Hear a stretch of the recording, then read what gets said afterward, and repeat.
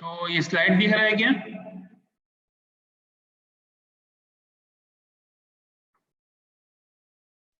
Network issue आपका नहीं आ रहा। नेटवर्क इशू तो है, हल्का सा है आज का, लेकिन ये स्लाइड दिख रहा है क्या तुम लोग को?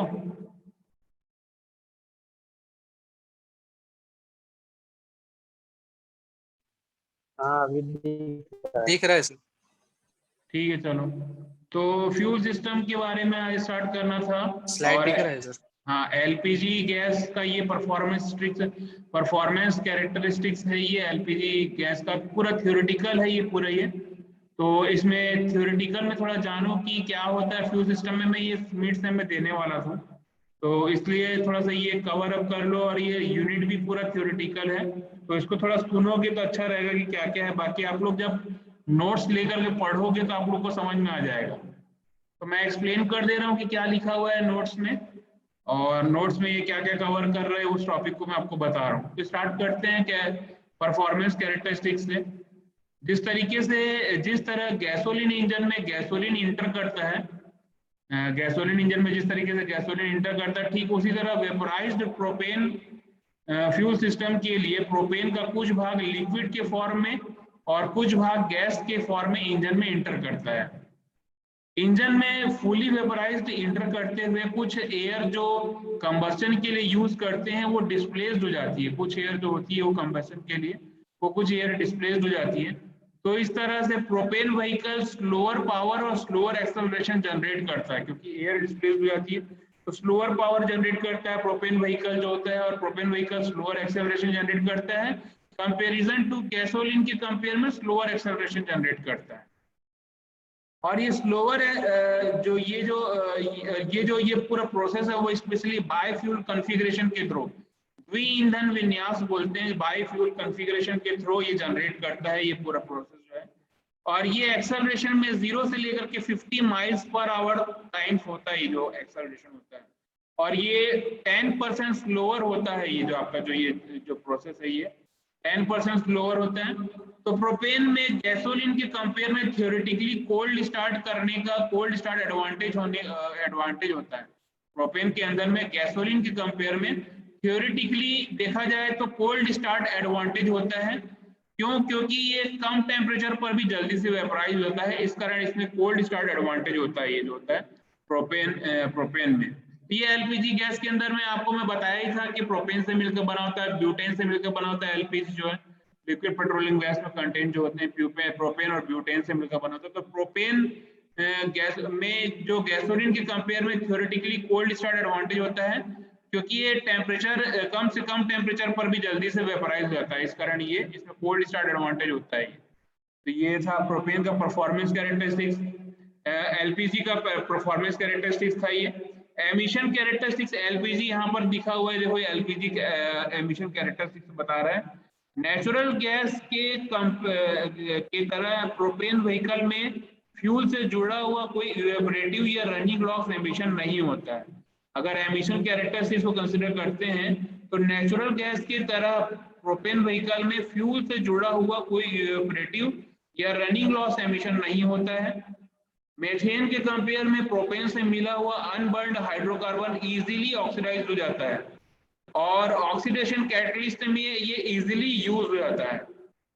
इंजन में प्रवेश करने से पहले, इंजन में एंटर करने से पहले एक गैस होने के नाते प्रोपेन एयर के साथ अच्छे तरीके से मिक्स हो जाता है, और एक गैस होने के नाते ये प्रोपेन एयर के साथ बहुत अच्छे तरीके से मिक्स तो हो जाता है, और एज ए रिजल्ट हमको लो कार्बन मोनोऑक्साइड एमिशन मिलता है। इसके एज ए रिजल्ट जो ये एयर के साथ बहुत अच्छे तरीके से ये मिक्स हो जाता है, और एज ए रिजल्ट जो है ये लो कार्बन मोनोऑक्साइड एमिशन होता है।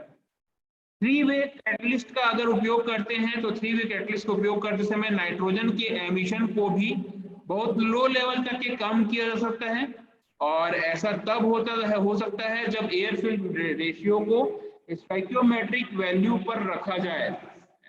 तो ये था इसका ये एलपीजी एमिशन कैरेक्टरिस्टिक्स था ये। बायोडीजल के बारे में आते हैं।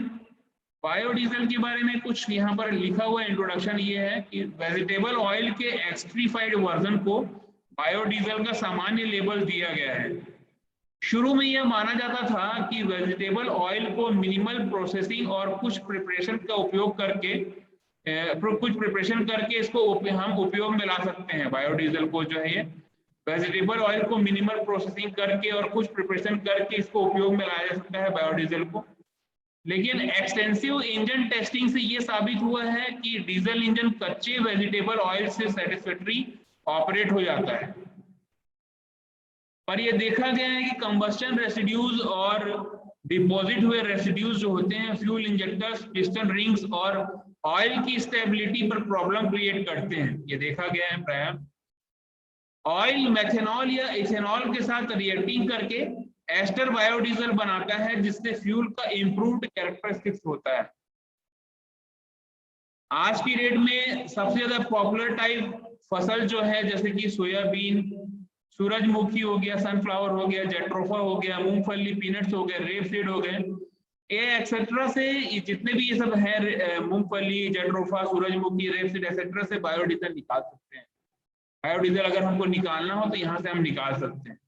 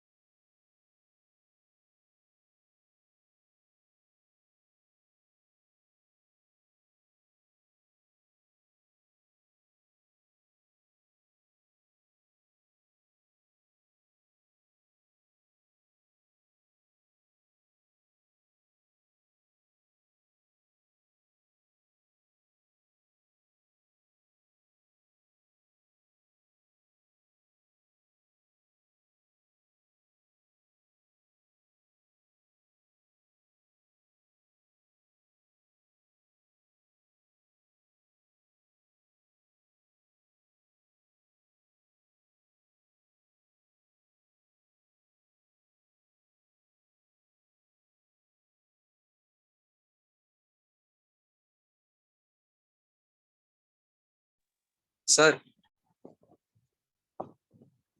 सर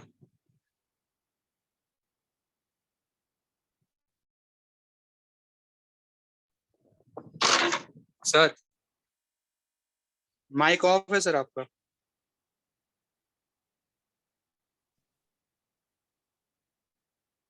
अच्छा, तो कहां से मेरा सुनाई नहीं दे रहा था ये क्लास? बायोडीजल बायोडीजल से सर। बायोडीजल। तो ठीक है, बायोडीजल के बारे में मैं आपसे डिस्कस कर रहा था। वेजिटेबल ऑयल के एस्ट्रीफाइड वर्जन को बायोडीजल का सामान्य लेबल दिया गया है।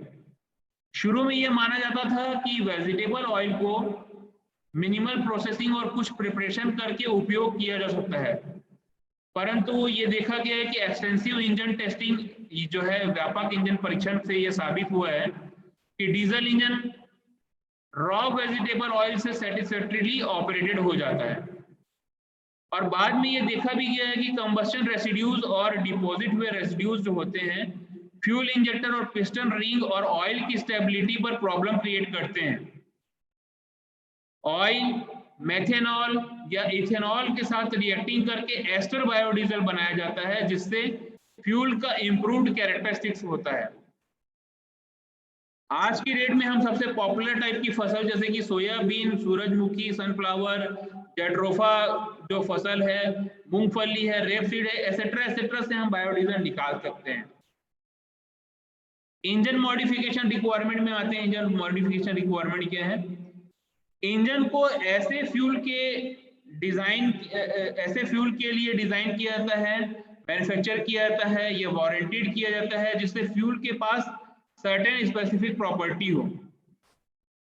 इसीलिए बायोडीजल और बायोडीजल के मिश्रण का उपयोग करने वाले इंजन के लिए इंजन निर्माता जो होते हैं या इंजन मैन्युफैक्चरर से होते हैं, उनसे सलाह लेना पड़ता है, उनसे समर्थन लेना पड़ता है।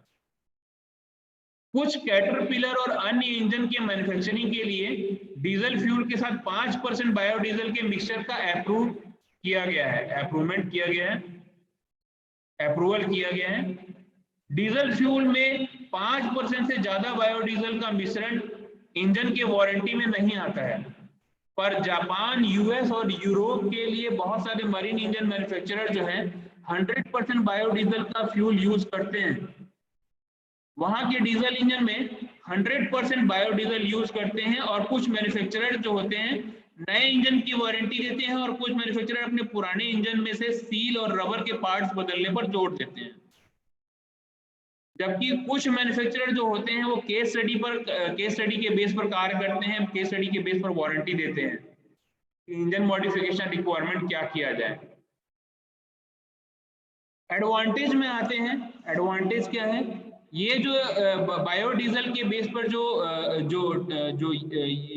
बायोडीजल के बेस पे जो कुछ डीजल इंजन होते हैं, ये बायोडीजल रन हो जाता है, कन्वेंशनली रन हो जाता है, और अनमॉडिफाइड डीजल इंजन के लिए इजीली रन हो जाता है। अनमॉडिफाइड डीजल इंजन के लिए भी ये रन हो जाता है, ये बायोडीजल जो है। दूसरा क्या है? ये सेपरेटली अलोन यूज किया जा सकता है, या फिर इसको हम किसी डीजल फ्यूल के साथ मिक्सअप में भी यूज किया जा सकता है। अगर हम इसको सेपरेटली यूज करना चाहें तो उसमें भी यूज कर सकते हैं बायोडीजल को। तीसरा क्या है? ये मोर लुब्रिकेटिंग होता है as compare to diesel fuel के कंपैरिजन में ज्यादा लुब्रिकेटिंग होता है, तो ये लाइफ ऑफ इंजन को ये काफी इंक्रीज कर देता है। जो इसकी क्वालिटी होती है लुब्रिकेटिंग ऑयल, लुब्रिकेटिंग होने की, तो ये बायोडीजल के कारण ये लाइफ ऑफ इंजन जो ये इंक्रीज होती है अगर हम इसको यूज करते हैं तो। चौथा एडवांटेज क्या है कि बायोडिग्रेडेबल होता है और नॉन टॉक्सिक होता है। ये बायोडीजल जो होता है वो बायोडिग्रेडेबल भी होता है और नॉन टॉक्सिक होता है, ये इसका चौथा एडवांटेज है। पांचवा एडवांटेज ये है कि auto ignition, fuel consumption, power output और इंजन टॉर्क जो है रिलेटिवली इसमें अनअफेक्टेड होते हैं अगर बायोडीजल यूज कर रहे हैं।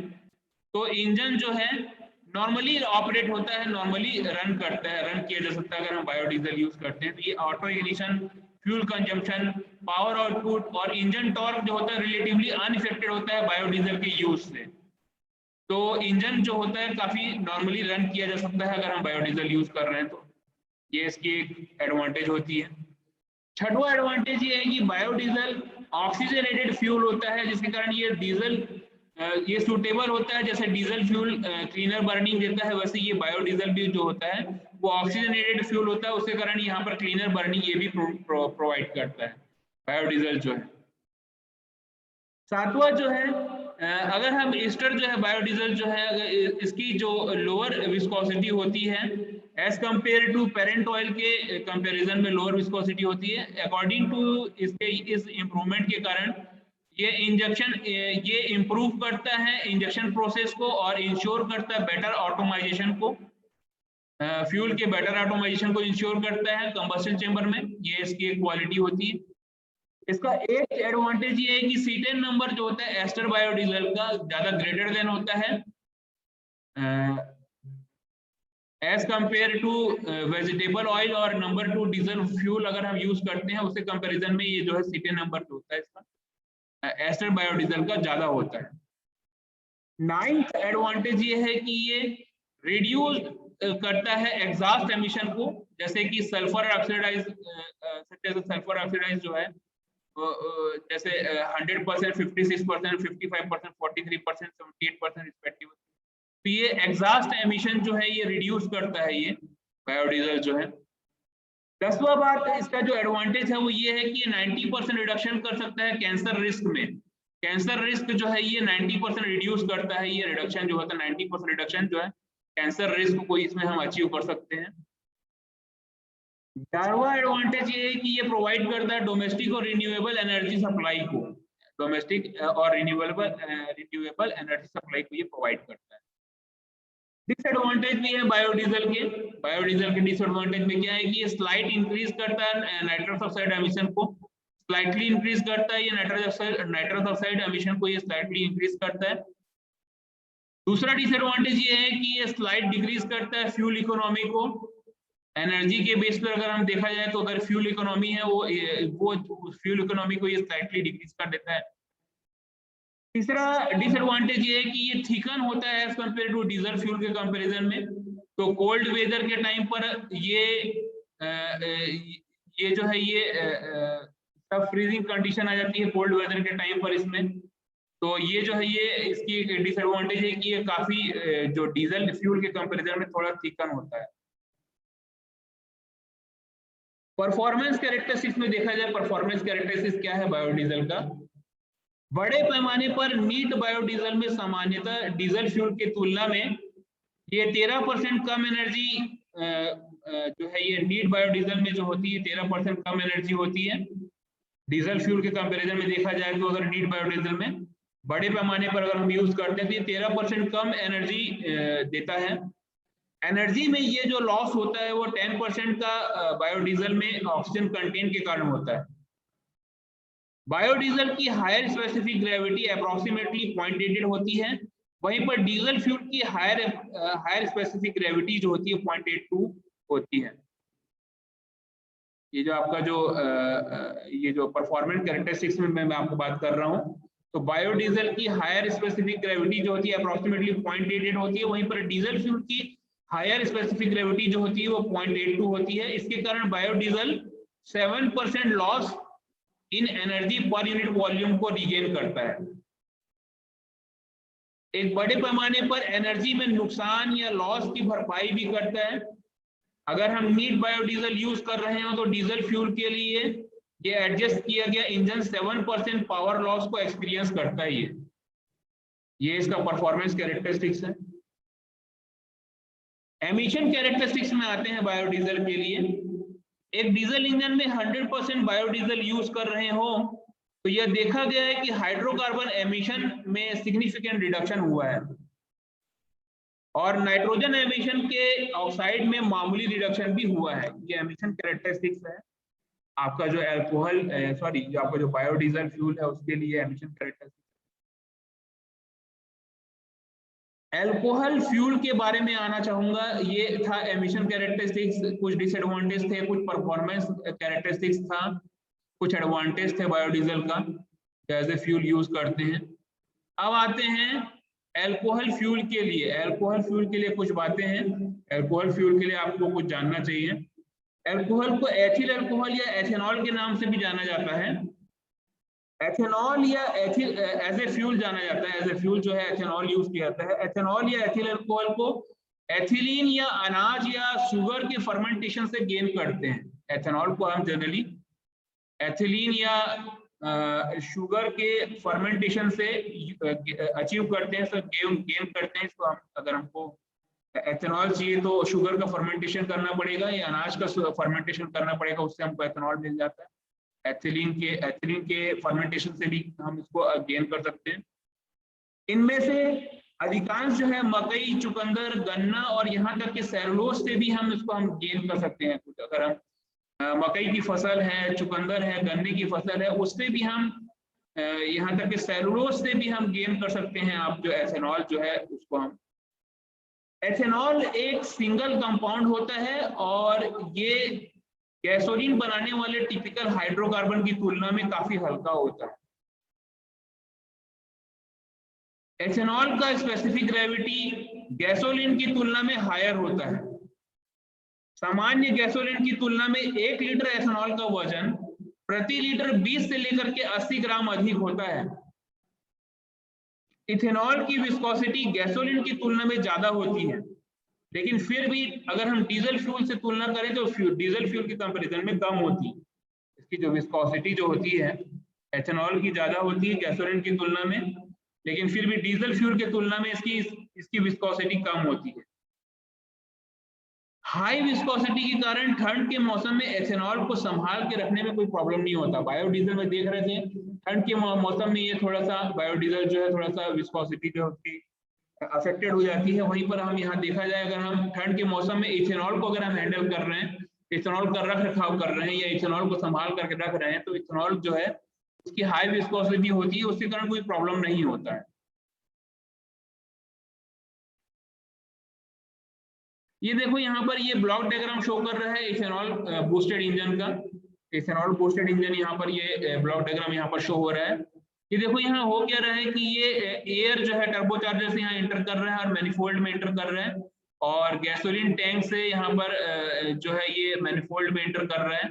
फिर ये मैनिफोल्ड से होते हुए इंजन में एंटर कर रहा है और नॉक सेंसर से होते हुए ये fuel management processing micro processor पर जा रहा है, और फिर यहाँ से होते हुए ये इथेनॉल टैंक से होते हुए ये इथेनॉल बूस्टर इंजन जो है यहाँ पर डायरेक्ट इंजन से होते हुए फिर इंजन में जा रहा है। तो ये पूरा प्रोसेस जो है यहाँ पर शो कर रहा है इथेनॉल ब्लॉक डायग्राम जो है पूरा ये इथेनॉल बूस्टेड इंजन का।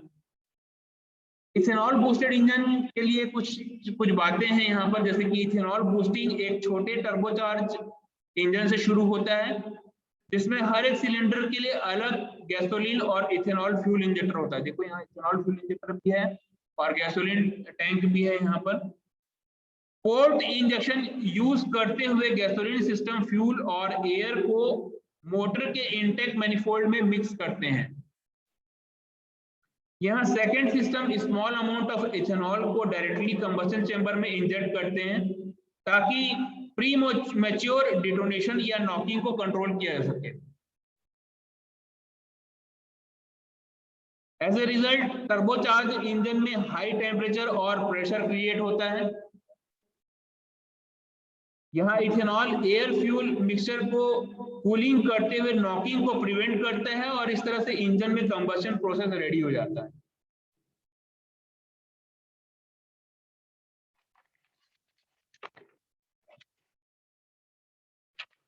ये इथेनॉल की बूस्टेड इंजन के ब्लॉक डायग्राम, इथेनॉल का बूस्टेड इंजन का ब्लॉक डायग्राम था, उसका प्रोसेसिंग था। इंजन मॉडिफिकेशन रिक्वायरमेंट में आते हैं। इंजन मॉडिफिकेशन रिक्वायरमेंट क्या है?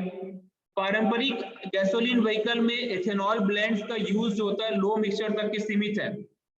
चूंकि इथेनॉल कोरोसिव है, इसीलिए इंजन और फ्यूल सिस्टम के कुछ मटेरियल को ये डिग्रेड भी कर देता है। इसके साथ साथ प्योर गैसोलीन इंजन के कंपेयर में इंजन को हायर कंप्रेशन रेशियो के लिए एडजस्ट भी करना पड़ता है ताकि इथेनॉल के हायर ऑक्टेन रेटिंग को और हायर ऑक्सीजन कंटेंट का एडवांटेज लिया जा सके, और जिससे फ्यूल इफिशिएंसी को इंप्रूवमेंट और टेल पाइप एमिशन को रिड्यूस किया जा सके। ये इंजन मॉडिफिकेशन रिक्वायरमेंट था। इसमें कुछ एडवांटेज भी है। एडवांटेज जो है आपका जो एथेनॉल का कुछ एडवांटेज है। एथेनॉल को हम as a fuel dual fuel engine में ये यूज होता है। Ethanol can be use as a fuel in a dual fuel engine. Dual fuel engine में एज ए फ्यूल भी यूज किया जा सकता है एथेनॉल को, ये इसका एडवांटेज है। दूसरा एडवांटेज ये है कि लो नाइट्रोजन ऑक्साइड होता है, नाइट्रोजन ऑक्साइड कंबस्शन टेम्परेचर इसका लो होता है, कंबस्शन टेम्परेचर जो होता है इथेनॉल का काफी लो होता है। तीसरा एडवांटेज ये है कि ऑक्सीजनेटेड फ्यूल कंप्लीट कंबस्शन होता है, ऑक्सीजनेटेड फ्यूल का कंप्लीट कंबस्शन होता है। अगर हम इथेनॉल को ऑक्सीजनेटेड फ्यूल जैसे अगर हम यूज कर रहे हैं, ऑक्सीजनेटेड फ्यूल अगर हम इसमें यूज कर रहे हैं तो ये कंप्लीट कंबस्शन प्रोड्यूस करता है। चौथा एडवांटेज ये है कि no major engine modification requirement है, ज्यादा इंजन मॉडिफिकेशन रिक्वायरमेंट की जरूरत नहीं है अगर हम एथेनॉल को यूज कर रहे हैं तो, एडवांटेज में। पांचवा इसका बात ये है कि ये एडवांटेज ये है कि लेस हाइड्रोकार्बन और कार्बन मोनोऑक्साइड जो है ये कम प्रोड्यूस करता है, लेस हाइड्रोकार्बन प्रोड्यूस करता है और कम कार्बन मोनोऑक्साइड प्रोड्यूस करता है। थर्ड एडवांटेज में ये है कि हायर कंप्रेशन रेशियो पॉसिबल है, हायर इफिशिएंसी भी पॉसिबल है। ये अगर हम इथेनॉल यूज करते हैं तो हायर कंप्रेशन रेशियो मिलता है जो कि हायर, और साथ साथ हायर कंप्रेशन रेशियो इसमें पॉसिबिलिटी है और हायर इफिशिएंसी की भी पॉसिबिलिटी है इथेनॉल की। डिसएडवांटेज में देखा जाए कि एल्डिहाइड एमिशन करता है ये आपका जो एथेनॉल है, अगर हम जो एथेनॉल को यूज करते हैं एज ए फ्यूल, ये एल्डिहाइड एमिशन प्रोड्यूस करता है, ये एल्डिहाइड एमिशन करता है। दूसरा कोल्ड स्टार्टिंग प्रॉब्लम क्रिएट करता है ये। और इथेनॉल लेस अवेलेबिलिटी है, इथेनॉल की अवेलेबिलिटी लेस है। लो कैलोरीफिक वैल्यू भी मिलती है, अगर हम इथेनॉल यूज करते हैं तो लो कैलोरीफिक वैल्यू होती है इथेनॉल की। ये कुछ डिसएडवांटेज हैं। इंजन मॉडिफिकेशन में आते हैं। इंजन मॉडिफिकेशन रिक्वायरमेंट क्या क्या है? इंजन मॉडिफिकेशन रिक्वायरमेंट ने बताया क्या आपको? हाँ, इंजन मॉडिफिकेशन मैंने बता दिया हूँ। आते हैं एमिशन कैरेक्टरिस्टिक्स में, एल्डिहाइड के एमिशन कैरेक्टरिस्टिक्स में, एथेनॉल के एमिशन कैरेक्टरिस्टिक्स में। एथेनॉल का एमिशन कैरेक्टरिस्टिक्स में ये कुछ डिस्क्रिप्शन है कि एल्डिहाइड को छोड़ करके अल्कोहल में गैसोलीन इंजन की कंपेयर में लोअर एग्जॉस्ट एमिशन होता है। एल्डिहाइड को छोड़ करके अल्कोहल में गैसोलीन इंजन के कंपेयर में लोअर एग्जॉस्ट एमिशन होता है। एथेनॉल में गैसोलीन और डीजल की तुलना में कार्बन से हाइड्रोजन का अनुपात कम होता है और ये कम कार्बन डाइऑक्साइड को प्रोड्यूस करता है ये एथेनॉल जो है।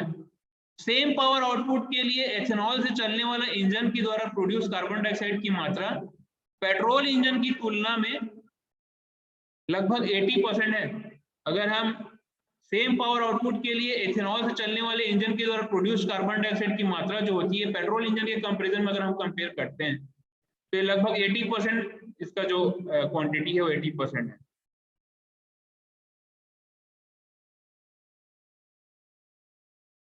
परफॉर्मेंस कैरेक्टरिस्टिक्स, इसका परफॉर्मेंस कैरेक्टरिस्टिक्स मैं आपको बताना चाहूंगा। एथेनॉल का ऑक्सीजन कंटेंट गैसोलीन के रिलेटिव हीटिंग वैल्यू को रिड्यूस कर देता है। अगर इथेनॉल का ऑक्सीजन कंटेंट जो होता है गैसोलीन के सापेक्ष अगर देखा जाए तो हीटिंग वैल्यू को रिड्यूस करता है इथेनॉल का ऑक्सीजन कंटेंट। इथेनॉल में एनर्जी पर गैलन जो होती है 64% से लेकर के 70% तक की होती है। गैसोलीन की तरह सेम अमाउंट ऑफ पावर को प्रोड्यूस करने के लिए एथेनॉल का 1.5 टाइम्स वॉल्यूम की जरूरत पड़ती है। और परफॉर्मेंस कैरेक्टरिस्टिक्स में ये भी है कि गैसोलीन की तुलना में एथेनॉल में एक अच्छे ऑक्टेन के गुण होते हैं जो इंजन के लिए हायर कंप्रेशन रेशियो अलाउड करता है ताकि पावर और इफिशियंसी में इंप्रूवमेंट का लाभ मिल सके। गैसोलीन की तुलना में इथेनॉल में एक अच्छे ऑक्टेन के गुण होते हैं जो कि इंजन के लिए हायर कंप्रेशन रेशियो अलाउड करता है। और अगर हायर कंप्रेशन रेशियो अगर ये अलाउड करता है इथेनॉल तो पावर और इफिशियंसी में इंप्रूवमेंट का लाभ भी मिल जाता है। ये इसका इंजन का मॉडिफिकेशन, ये जो आपका परफॉर्मेंस कैरेक्टरिस्टिक्स था जो इथेनॉल का परफॉर्मेंस कैरेक्टरिस्टिक्स है। तो यहां तक ये सबको क्लियर है?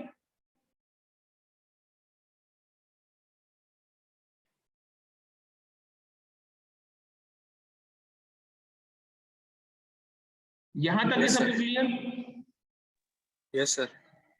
तो ये कुछ थ्योरेटिकली था, इसमें कुछ कॉन्सेप्ट था इसमें जो कि आप लोग के लिए एलपीजी गैस का परफॉर्मेंस कैरेक्टरिस्टिक्स और एमिशन कैरेक्टरिस्टिक्स मैंने आज डिस्कस किया हूँ।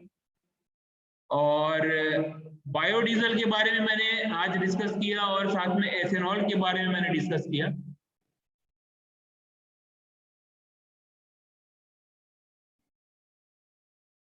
एडवांटेज के बारे में देखें और डिसएडवांटेज के बारे में भी देखें बायोडीजल और एथेनॉल का। और लास्ट में मैंने आपको परफॉर्मेंस कैरेक्टरिस्टिक्स और एमिशन कैरेक्टरिस्टिक्स बताया हूँ एथेनॉल का, जो कि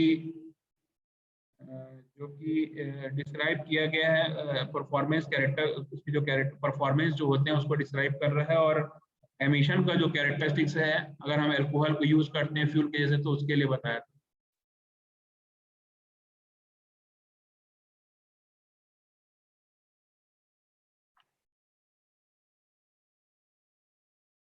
तो इस्माइल अंसारी,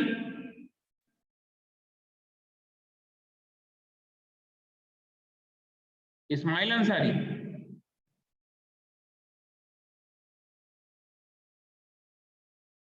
इस्माइल अंसारी, दीपक कुमार,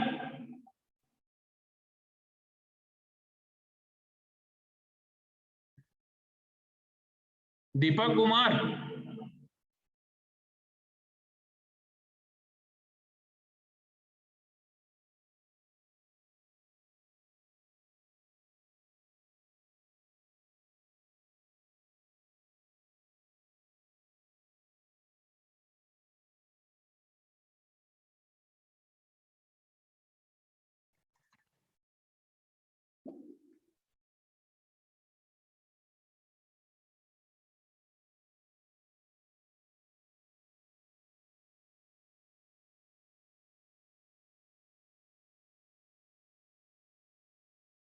तो एडवांटेज और डिसएडवांटेज से लेकर के अल्कोहल का मैंने डिस्क्राइब किया। अल्कोहल को हम एथिल अल्कोहल के नाम जानते हैं, एथेनॉल के नाम, एथेनॉल के नाम से जानते हैं।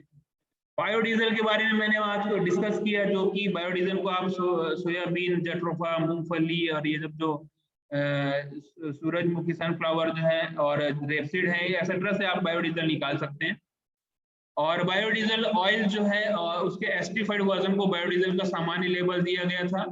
शुरू में ये मानते थे कि वेजिटेबल ऑयल को मिनिमम प्रोसेसिंग और कुछ प्रिपरेशन करके यूज कर सकते हैं, लेकिन एक्सटेंसिव इंजन टेस्टिंग से ये मालूम चला कि diesel engine raw vegetable oil से सेटिस्फैक्टरी ऑपरेटेड हो जाता है। तो ये देखा गया कि कंबस्टन रेसिड्यूज और डिपॉजिट हुए रेसिड्यूज जो होते हैं, कचरे जो होते हैं, वो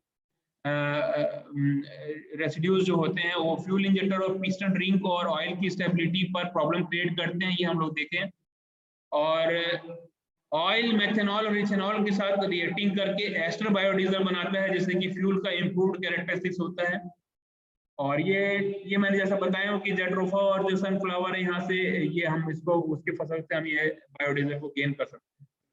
वहीं पर अल्कोहल के बारे में मैंने आपको बताया कि अल्कोहल जो होता है वो एथेनॉल या एथिल अल्कोहल को एथिलीन या अनाज या शुगर के फर्मेंटेशन से गेन कर सकते हैं।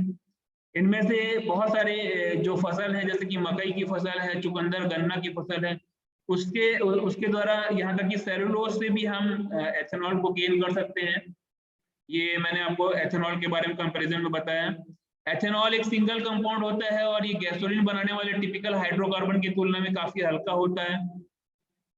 और एथेनॉल की स्पेसिफिक ग्रेविटी गैसोलीन की तुलना में काफी ज्यादा होती है। सामान्य गैसोलीन की तुलना में 1 लीटर एथेनॉल का वजन प्रति लीटर 20 से लेकर के 80 ग्राम तक के अधिक होता है। ये मैंने आपको डिस्क्राइब किया। एथेनॉल का विस्कोसिटी जो होता है गैसोलीन की तुलना में ज्यादा विस्कोसिटी होती है एथेनॉल की, लेकिन फिर भी डीजल फ्यूल से कम होती है इसकी जो विस्कोसिटी।